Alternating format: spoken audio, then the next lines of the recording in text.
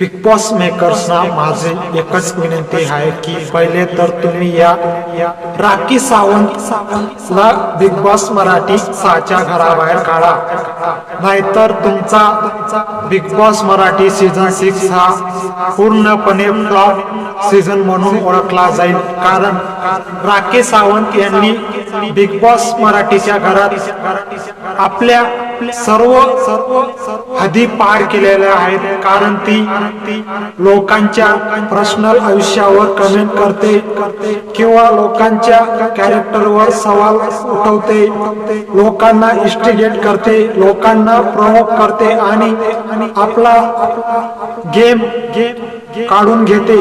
तसंच तिने आपला फ्रेंड विशाल कोट्यान सोबत करायला सुरुवात केली आहे। नुकत्याच प्रोमो मध्ये असं दिसत आहे की राखी सावंत आणि विशाल मध्ये भांडणं व्हायला सुरुवात झाली। कारण राखी सावंत यांनी विशाल कोट्यान यांना टार्गेट करायला सुरुवात केली आणि विशाल कोट्यान यांना चॅलेंज केलं की नाही, विशाल कोट्यान यांनी राखी सावंत यांना चॅलेंज केलं की तुझ्यात दम असेल तेवढा माझ्यावर प्रयत्न कर, मी टिगर होणार नाही। तुझ्या 16 सीझनचा दम लावून टाक, मी टिगर होणार नाही। याच वक्तव्यानंतर राखी सावंत यांनी विशाल कोट्यान यांच्यावर पाणी फेकलं।